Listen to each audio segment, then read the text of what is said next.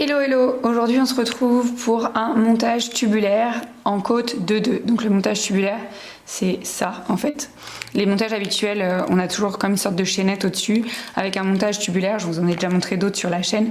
En fait c'est comme si on avait replié en fait notre bordure et que du coup on voit rien, on a directement nos côtes qui sont visibles sur la tranche. Alors vous prenez vos aiguilles, je vous explique tout ça, c'est parti.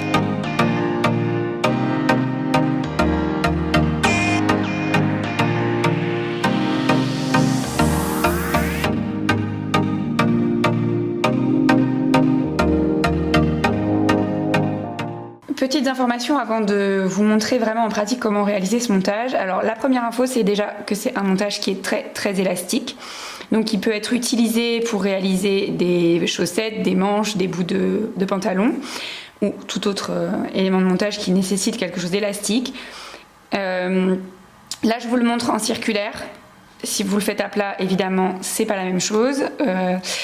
Il est important du coup de savoir tricoter en rond, ça va pas être l'objet du tuto là aujourd'hui, c'est vraiment juste de vous montrer le montage. Donc si vous savez pas tricoter en rond en Magic Loop ou n'importe quel autre type de montage en rond, apprenez d'abord à tricoter en rond avant de vous lancer là-dedans. C'est un montage qui est pas forcément très évident à faire, donc c'est important de maîtriser le tricot en rond avant de vous lancer. Alors on est parti.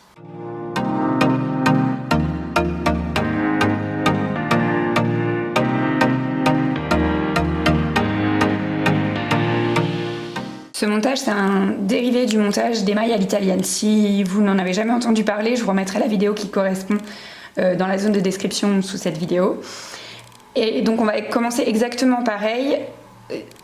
Et après, il y aura une petite modif qui va nous permettre d'en faire un montage pour des côtes de 2 et non pour des côtes 1-1 comme il l'est initialement.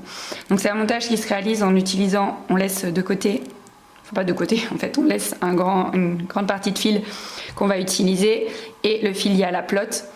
On commence, on utilise le pouce, l'index, la partie de fil qui est liée à la plotte va venir autour de l'index, comme ceci. Et la partie qu'on a laissée, qu'on va utiliser pour monter, elle passe par-dessus le pouce. Et on attrape nos deux fils ici, avec nos 3 doigts qui nous restent, juste pour les maintenir. Pour réaliser la première maille, on vient placer notre pointe d'aiguille en travers par rapport au fil qui est entre l'index et le pouce. On appuie légèrement dessus et on le passe comme ceci pour faire une boucle. Ça va être notre première maille. Pour la deuxième maille, notre aiguille, elle vient par devant, elle passe au milieu, par derrière et en dessous des deux fils. Donc ça, c'est mes 2 premières mailles. À partir de là, vous verrez que la deuxième, je vais vous la remontrer, mais les mailles impaires, ce ne seront pas les mêmes. Donc au départ, vous allez voir que les mailles elles vont se grouper 2 par 2. Vous allez me dire, ah, c'est super Gaëlle, on est en train de faire un montage côte 1-1. C'est bien ce que je vous avais dit, mais c'est après qu'on va dériver en côte de 2. Il y aura d'autres manipulations à faire. Donc déjà, sachant qu'on veut des côtes de 2, il faut bien en avoir en tête qu'on va monter un multiple de 4. Donc, maille 3 et 4. Ma pointe, elle passe complètement à l'arrière, en dessous des 2 brins. Elle remonte ici, elle passe au milieu et en dessous et au-dessus du brin qui est le plus loin. La deuxième maille, on vient complètement devant, on passe en dessous, on ressort au milieu, on passe par-dessus le brin de derrière, on replonge sous les 2 brins et on revient.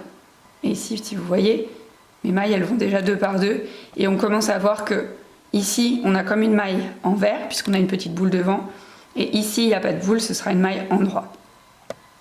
Donc on va continuer, je vous remonte 4 et 5, on part complètement derrière, sous les 2 brins, on remonte devant, on plonge au milieu, on passe derrière et on remonte. Ça c'est la maille numéro 5. Oui, je crois que je vous ai dit 3 et 4, mais en fait c'est la même chose, c'est 5 et 6 ici.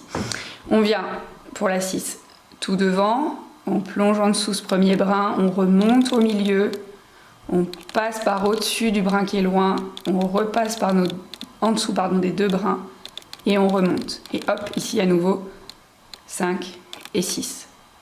Allez, on se fait 7 et 8 et après on se retrouvera quand on aura fini de monter toutes nos mailles.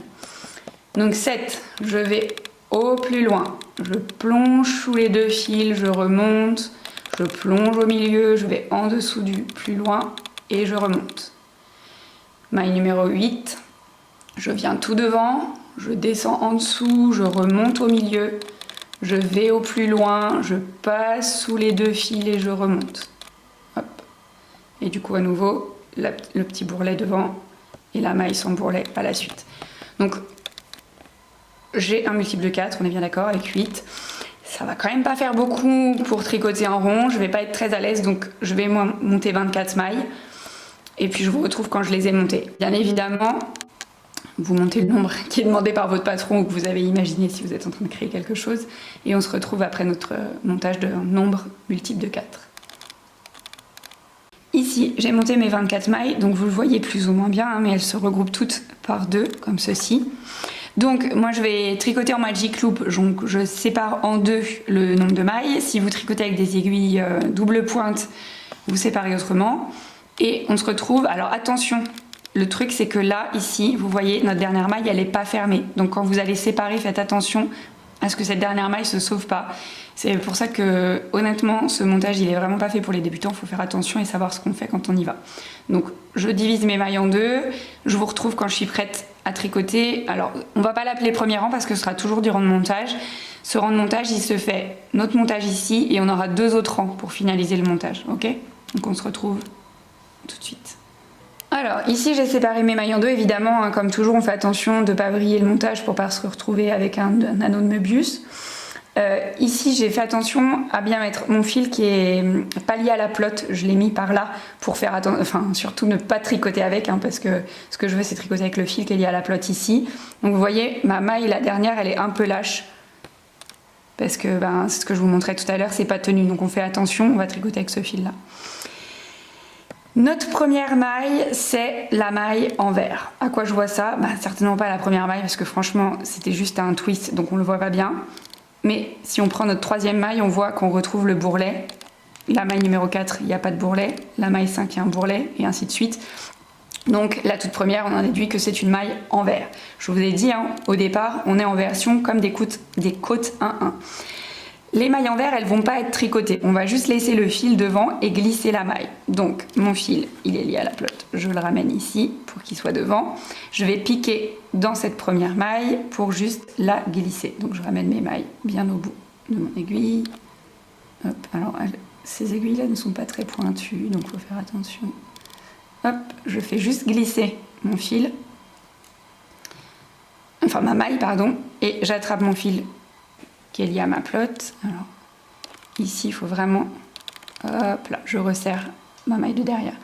Donc là le fil était devant, j'ai juste glissé ma maille. Je vais tricoter à l'endroit et torse, donc ça veut dire par le bras arrière la deuxième maille. Donc pour ça il faut que mon fil qui soit lié à la pelote repasse entre les 2 aiguilles et qui vienne derrière pour que je puisse tricoter cette maille là, torse. Donc je pique dans le brin arrière, je fais une maille en droit. Et ça je vais le répéter tout du long de ce premier rang qui est encore du rang de montage.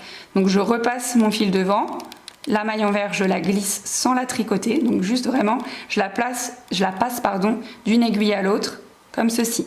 Mon fil revient derrière, je refais une maille torse, donc je pique dans le brin arrière, je tricote à l'endroit mais dans le brin arrière, hop, évidemment je perds mon fil, je recommence, hop là. Et à nouveau, maille en vert, je passe devant, je la glisse, je passe entre, je tricote par le bras arrière. Et on se retrouve quand on aura fait toutes les mailles du rang pour le deuxième et dernier rang de montage où là vraiment, je vous montre comment on fait des côtes de 2 à partir de ce qui ressemble pour l'instant et à juste titre à des côtes 1-1. Donc ça y est, j'ai tricoté une maille sur 2 à l'endroit, les mailles en vert ont été glissées, je me retrouve en début du deuxième et dernier rang de montage. Donc ma première maille, je vais la tricoter à l'envers. Alors effectivement, vous voyez là, sur le rang de montage, j'ai un grand fil, c'est tout à fait normal, on va bien serrer la première maille du rang suivant et ça va être rétabli. Et si c'est pas rétabli à ce rang-là, ce sera rétabli au rang d'après, faut pas s'inquiéter.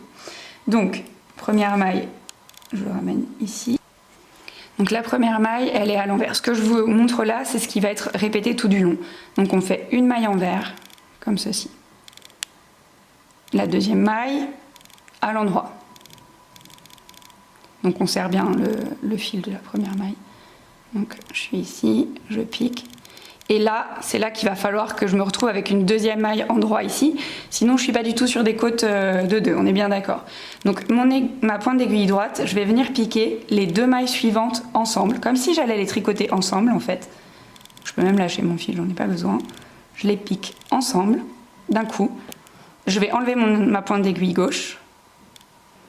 Et en fait, j'ai retourné mes 2 mailles. C'est comme si je les avais twistées. Du coup, je vais les remonter sur l'aiguille gauche. Hop. Donc, vraiment, je reprends les 2 ici. Et du coup, ici, j'ai une maille endroit. Et la deuxième, c'est devenu une maille envers. Par contre, elles sont tordues. Donc, pour rétablir le bon ordre, il va falloir que cette maille endroit, je la tricote par le brin arrière. Donc, si je sépare bien mes mailles, on est ici. Celle-ci, je la prends par le brin arrière. Donc là, je récupère mon fil. Comme ça, je la remets dans le bon sens. Et la maille envers, c'est pareil, elle est tordue aussi. Donc je passe mon fil devant et je la tricote par le brin à l'arrière, là, comme ceci. Et ce que j'ai fait là, sur ces 4 mailles, c'est ce qu'il va falloir répéter tout du long. 2 mailles qu'on va tricoter comme elles viennent et 2 mailles qu'on va twister. Donc ici, je suis sur une maille envers. Il me manque encore une maille envers. Donc la suivante, je la tricote comme elle se présente. Une. Donc là, j'ai mes 2 mailles envers. Maintenant, je passe à des mailles endroits. La suivante, comme elle se présente. Et là, à nouveau, je suis coincée. J'ai pas de maille endroit sous la main. Donc, il faut que je twiste les 2 suivantes. Qu'est-ce que je fais? Je prends ma pointe d'aiguille comme si j'allais tricoter tout ça ensemble. Je pique à travers les 2 mailles. Je retire la pointe gauche. Et je replace la pointe gauche dans l'autre sens. Hop, en travers par ici. Et à nouveau, je ne suis pas dans le bon sens pour mes mailles, donc la maille suivante, à l'endroit, je la fais torse, par ici. Hop. La maille envers, pareil, pas dans le bon sens, donc je la fais torse également. Et on recommence. Les mailles comme elles se présentent. Une maille envers, dans le brin avant, une maille endroit, dans le brin avant. Et ici, à nouveau, il me faut une maille endroit, c'est pas ce que j'ai, je twist, donc je pique les 2 mailles, je relâche la pointe gauche, je reprends ma pointe gauche en travers, et à nouveau, torse, à l'endroit, torse, à l'envers. Et on va continuer comme ça jusqu'au bout. Et là, on a rétabli un schéma de mailles en côte de 2. Donc vous voyez, j'ai une maille envers, 2 mailles endroit, 2 mailles envers, 2 mailles endroit. Et si je reprends ce que je vous avais montré au tout début, on va se retrouver du coup vraiment avec la séparation des 2 mailles endroit, 2 mailles envers correctement. Donc c'est une petite astuce. Je suis bien consciente que c'est un montage qui n'est pas, absolument pas d'ailleurs, adapté aux débutants, qui peut être un peu pénible parce que la dernière maille, elle n'est pas attachée, donc si on ne fait pas attention à ce qu'on fait quand on sépare nos mailles, on peut la perdre. Et ça demande un petit peu de réflexion, mais je trouve que le rendu est quand même vraiment super propre. Enfin, vous voyez, là c'est sur un haut de chaussette et je trouve que c'est quand même vraiment propre et c'est aussi vraiment très élastique. Donc à mon goût, ça vaut le coup de se prendre un petit peu la tête pour faire ce montage. Par contre, si vous avez une centaine ou 200 de mailles à monter, je vous le déconseille fortement. D'une, parce qu'il faut laisser une longueur de fil qu'on ne sait jamais trop vraiment ce qu'on laisse. Et de 2, parce que avec cette histoire de mailles qu'on lâche, c'est quand même un peu risqué. Mais pour des petits diamètres comme des chaussettes, des manches ou des bouts de pantalon, ça se fait très bien. Donc j'espère que ce nouveau tutoriel vous aura plu. N'hésitez pas à me dire si vous l'utilisez, pourquoi est-ce que vous l'avez utilisé, si c'est pour des chaussettes ou pour autre chose. Et puis je vous embrasse bien fort. Et je vous dis à bientôt pour un nouveau tuto.